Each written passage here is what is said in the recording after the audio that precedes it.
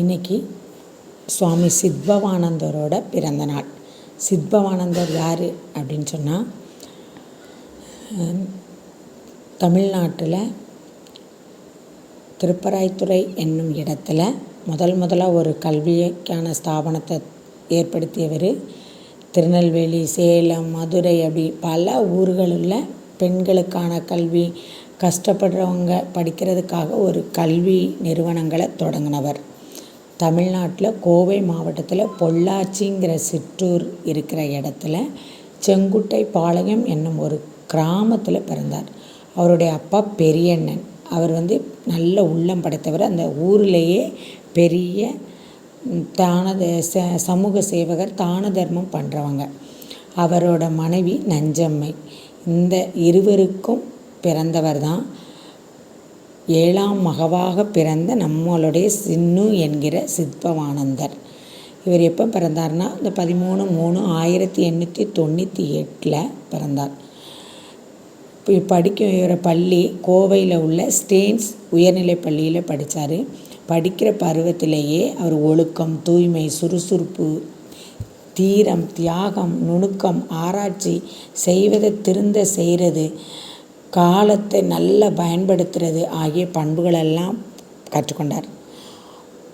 திருப்பி கேம்பிரிட்ஜ் தேர்வு எழுதும்போது முதல் மாணவனாக வந்தார். அவர் படிக்கிற காலத்தில் அவருக்கு பள்ளி தோழர்கள்லாம் நிறைய இருப்பாங்க. ஆனால் அவர் சின்ன வயசுலேயே நாடகம் நடிக்கிறது, சிவபெருமான் வேடம் போடுறது, கொலு டைமில் கொலுவுக்கான வேலைகளை செய்கிறது, இப்படி பக்தி சம்பந்தமான தேவாரம், திருவாசகம் பாடல்களெல்லாம் பாடுறது, இதுதான் அவருடைய முக்கிய பண்பாக இருந்துச்சு. அப்படி அவர் நாளடைவில் அவர் பழனிக்கு போகும்போது அங்கே இருக்கிற சுவாமிஜியெல்லாம் பார்க்குறாரு. அதில் அகிலாந்த சுவாமிஜிங்கிறவர் தான் முதல்ல இவரை பேலூர் மடத்துக்கு கொண்டுட்டு போகிறாங்க.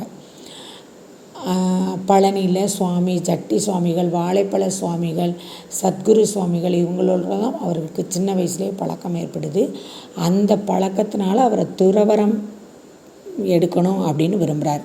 அப்படி எடுக்கும்போது அகிலாந்த சுவாமி எங்கே கூட்டிகிட்டு போகிறாருன்னா, பேலூர் மடத்துக்கு சிவானந்த சுவாமிகளை சந்திக்க கூட்டிகிட்டு போகிறார். அங்கே அவர் பேலூர் மடத்தில் நல்ல சேவைகள்லாம் பண்ணுறதை பார்த்து அவங்களுக்கு தீட்சை கொடுக்குறாங்க. பிரம்மச்சரிய தீட்சை எடுத்துக்கொண்டார். அப்படி எடுத்துக்கிட்டு இருக்கும்போது அவருக்கு திரியம்பக சைதன்யர் அப்படிங்கிற பேர் கொடுக்குறாங்க. அவர் தீட்சை எடுக்கிற அன்னைக்கு தான் அவங்களுடைய பெற்றோர் இறந்துருக்காங்க. அவங்க அப்பா இறந்துருக்காங்க.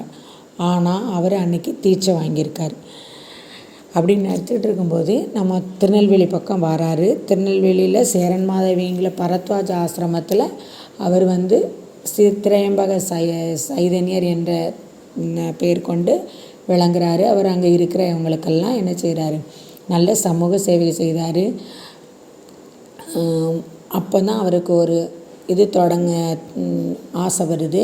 நம்ம இந்த கிராமத்தில் உள்ளவங்களுக்கெல்லாம் பள்ளிக்கூடம் திறக்கணும் அப்படின்னு திருப்பராய்த்துறையில் முதல்ல ஒரு பள்ளிக்கூடத்தை இயக்குறாரு. தாருகாலேஸ்வரர் கோயில். அங்கே அப்படி சின்ன பள்ளியாக இருந்ததை திருப்பி உயர்நிலை பள்ளியாக மாற்றுறாரு.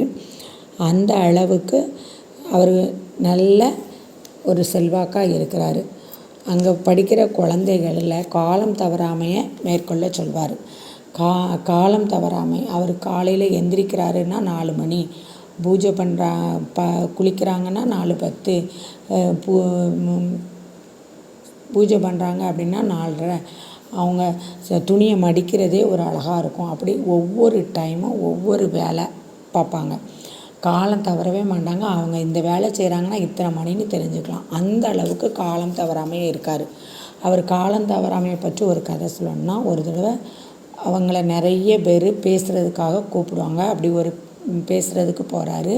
அந்த விழா நடக்கிற இடத்துக்கு வர சொன்ன நேரம் 6 மணி. இவர் கரெக்டாக 5:50க்கு போயிடறாரு. அங்கே யாருமே இல்லை விழா நடக்கிற இடத்துல.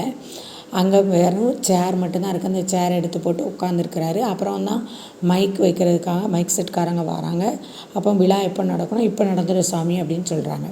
அவர் உட்காந்து பார்த்துட்டு 6:30 ஆகுது. அவர் ரிட்டனாக திரும்பி வந்துடுறாரு ஆசிரமத்துக்கு.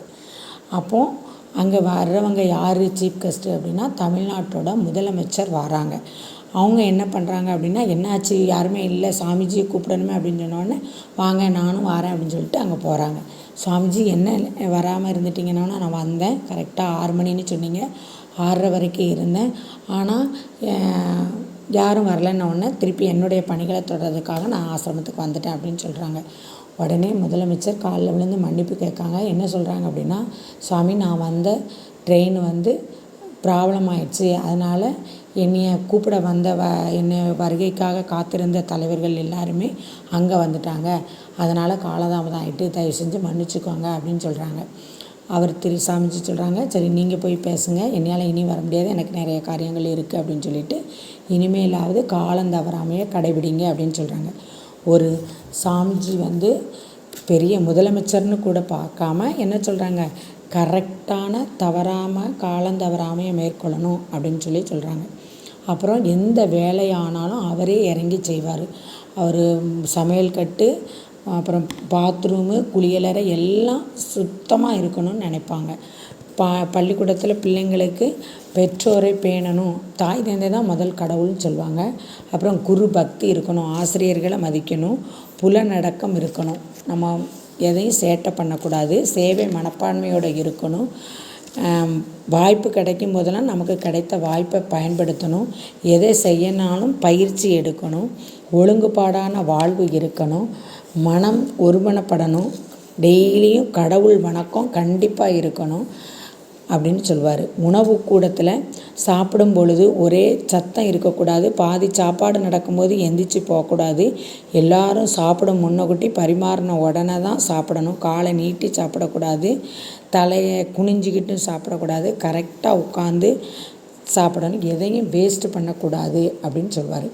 பள்ளிக்கூடத்துக்கு செல்கிற மாணவன் சரியாக உட்கார தெரிஞ்சு கொள்ளுதல் தான் அவன் கற்க வேண்டிய முதல் பாடம் அப்படின்னு சொல்வார். மனிதன் நன்கு நிற்க கற்பது கல்வியில் உள்ள முக்கியமான இடம் பெற்றிருக்க வேண்டும்னு சொல்வார். உடை அணிகிறதும் என்ன செய்வாருன்னா, ரொம்ப பகட்டான உடையும் அணியக்கூடாது, அதே மாதிரி கிழிஞ்சி கந்தலாக இருக்கிற ஆடையும் அணியக்கூடாது. ஆண்பிள்ளை பிள்ளைங்க ஆடை அணியும் போது ஒழுங்குமுறையை கைப்பற்றணும், பட்டன் போடாமல் இருக்கக்கூடாது, ட்ரௌசர்லாம் நல்லா துவைச்சி அயன் பண்ணி போடணும் அப்படின்னு சொல்லுவார். எப்பவும் நேரத்தை வீணாக்கக்கூடாதும்பார். மாணவர்களோடு மாணவர்களாக பாடம் கற்றுக் கொடுக்குறது, ஒழுக்கம் கற்றுக் கொடுக்குறது, கதை சொல்கிறது எல்லாமே அவர் கற்றுக் கொடுப்பார். நீச்சல் குளத்துக்கு கூட்டிகிட்டு போய் நீச்சல் பழக கற்றுக் கொடுப்பார். வாரத்தில் 3 நாள் சமைக்க வச்சு அந்த சமையலை அவங்களோட சேர்ந்து சாப்பிடுவார். எல்லாருக்கும் ஒன்று போல் தான் சாப்பாடு பரிமாறுவாங்க, சாமிக்குன்னு தனியாக சமைக்க மாட்டாங்க.